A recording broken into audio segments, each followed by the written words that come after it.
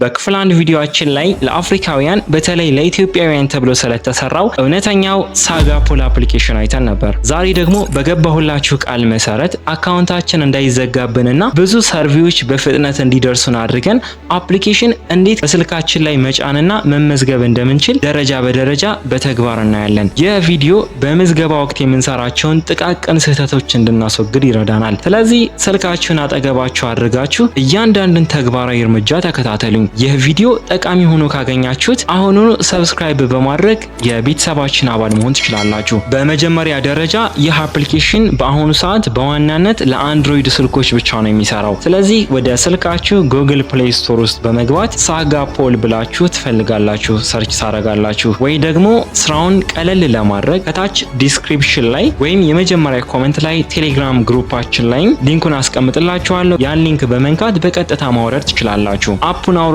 ስትከፍቱት መጀመሪያ የሚመጣው የቋንቋ ምርጫ ነው። እኔ እንግሊሽ የሚለውን መርጫለሁ። እናንተም እሱን እንድትመርጡ ነው ሪኮመንድ ማደርጋችሁ። በመቀጠል ወደ ምዝገባው ስናልፍ ከታች የምትመለከቱት ትንሽ የአጠቃቀምና መመሪያዎች መቀበያ ሳጥን ቼክ ቦክስ ራይት ታደርጉትና ሳይን ኢን ዊዝ ጉግል የሚለውን ነጭ ቁልፍ ትጫናላችሁ። እዚህ ጋር በስልካችሁ ላይ ካሉት የጂሜል አካውንቶች መካከል ለመመዝገቢያነት የምትፈልጉትን አንዱን ትመርጣላችሁ። ሳጋ ፖል ላይ አካውንት ከፍታችሁ መስራት ከመጀመራችሁ በፊት ግን አሁን የምነግራችሁን 5 ነገሮች ካላወቃችሁ አካውንታችሁ ወዲያውኑ ሊዘጋባችሁ ይችላል፣ ወይም ደግሞ ለፍታችሁ የሰራችሁትን ብር ማውጣት ሊከብዳችሁ ይችላል። ስለዚህ እነዚህን 5 በጣም ወሳኝ የሆነ ህጎች በጥንቃቄ ያዙልኝ። ፈጽሞ ቪፒኤን እንዳታበሩ። ሳጋ ፖል መገኛችሁን ወይም ደግሞ ሎኬሽናችሁን በሲስተሙ ስለሚከታተል ቪፒኤን በርቶ ካገኘ ለማጭበርበር እየሞከረ ነው በሚል አካውንታችሁን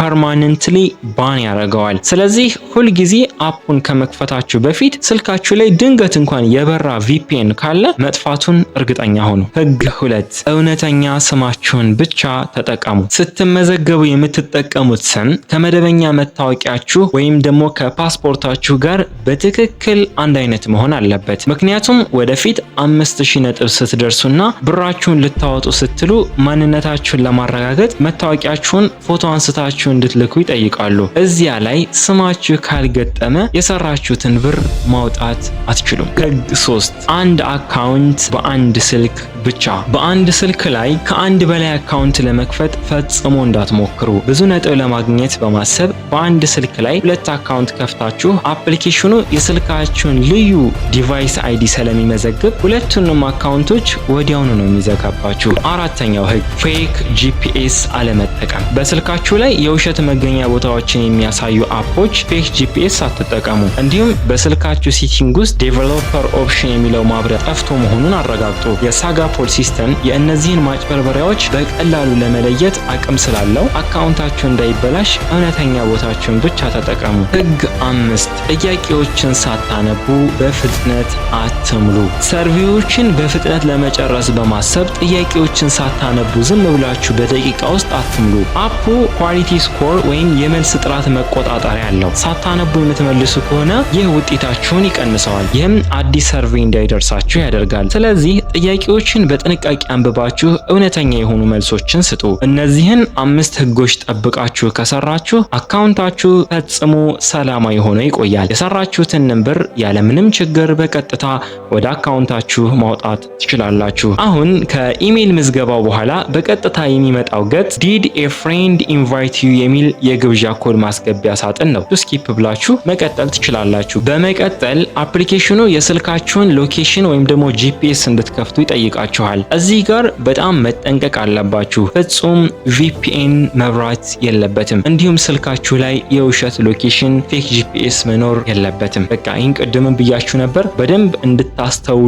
ደጋግማችሁ እንድታስታውሱ ነው ምነግራችሁ። ከዚያም ሎኬሽኑን allow only while using the app የሚለውን ፈቃድ እንሰጠዋለን። ይህንን ስናደርግ አፑ በኢትዮጵያ ውስጥ መሆናችንን ያረጋግጣል። ለወደፊትም በአቅራቢያችን ያሉ ከፍተኛ ክፍያ ያላቸውን የሱቅ ጉብኝት የማግኘት ስራዎችን ለማግኘት በጣም ይረዳናል። አሁን ደግሞ ወደ ዋናው የፕሮፋይል መረጃ መሙያ ክፍል ደርሰናል። እዚህ ጋር ኮምፕሌት ዮር ፕሮፋይል ናው የሚለውን ሐምራዊ ቁልፍ በመንካት ጥያቄዎችን መምላት እንጀምራለን። እዚህ ገጽ ላይ የምትሞሉት መረጃ እጅግ በጣም ወሳኝ ነው። ምክንያቱም ጾታችሁንና የልደት ቀናችሁን አንዴ ከሞላችሁት በኋላ በድጋሚ መቀየር አትችሉም። ይህ መረጃ ወደፊት 5000 ነጥብ ስትደርሱ ገንዘባችሁን ለማውጣት ከምታቀርቡት መደበኛ መታወቂያችሁ ወይም ደግሞ ናሽናል አይዲም ወይም ፓስፖርት ጋር በትክክል አንድ አይነት መሆን አለበት። ካልገጠመ ክፍያ ሊከለክላችሁ ይችላል። ቀጥሎ የሚመጣው መንዝሊ ሃውስሆልድ ኢንካም የሚለው ቦክስ ነው። ይህንን መሙላት ግዴታ ነው። ምክንያቱም ሲስተሙ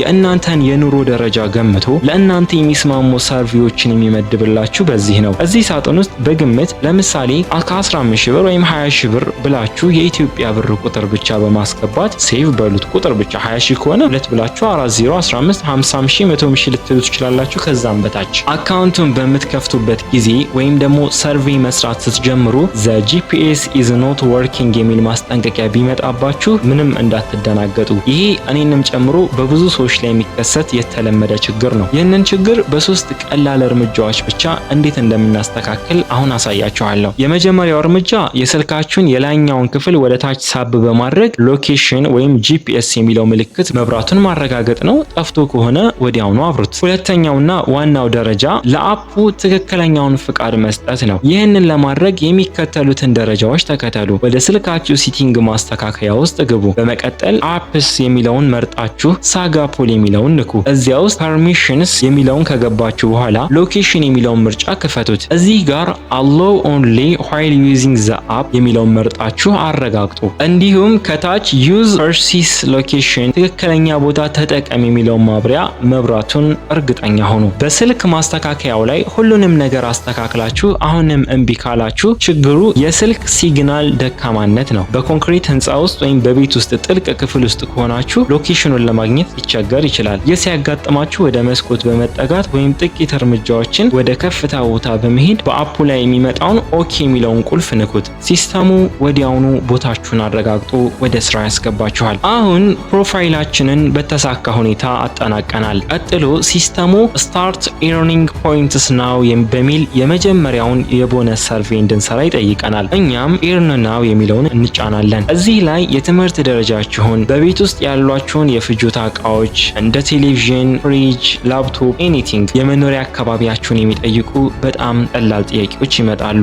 አሁን ወደ መጀመሪያው ሰርቬይ ገብተናል። ይህ ሰርቬይ ዌልካም ሰርቬይ ይባላል። ለምን መሰላችሁ? አፕሊኬሽኑ የእናንተን የኑሮ ሁኔታ፣ የመግዛት አቅምና ትኩረታችሁን ገምግሞ ለወደፊት የሚልካቸውን የሰርቬይ ብዛት በዚህ ጥያቄዎች ላይ በመሰጡት መልስ ነው። አሁን እያንዳንዱ ጥያቄ ምን እንደሚል ምን ብላችሁ መመለስ እንዳለባችሁና ምክንያቱን በዝርዝር ልንገራችሁ። የመጀመሪያው highest level of education ነው። የትምህርት ደረጃችሁን የሚጠይቀው which is the highest level of education that you have achieved የሚል ጥያቄ ሲመጣላችሁ ይህ ጥያቄ ካምፓኒዎች የገበያ ጥናት ሲያደርጉ መረጃዎችን በጥንቃቄ አንብበው የሚረዱ ሰዎችን ይፈልጋሉ። ስለዚህ እናንተ መመለስ ያለባችሁ ካላችሁ እውነተኛ የትምህርት ደረጃ ጋር የሚስማማው መምረጥ ትችላላችሁ። ነገር ግን ቢያንስ ሰከንደሪ ስኩል ወይም ደግሞ ትሬድ ቮኬሽናል ወይም የመጀመሪያ ዲግሪ ዩኒቨርሲቲ ባችለር ብላችሁ ብትመልሱ ሪኮመንድ አደርጋችኋለሁ። ይህንን መምረጣችሁ ሲስተሙ ሰርቬዮችን በብዛት እንዲልክላችሁ በደንብ ያግዘዋል። ሌላኛው ጥያቄ ደግሞ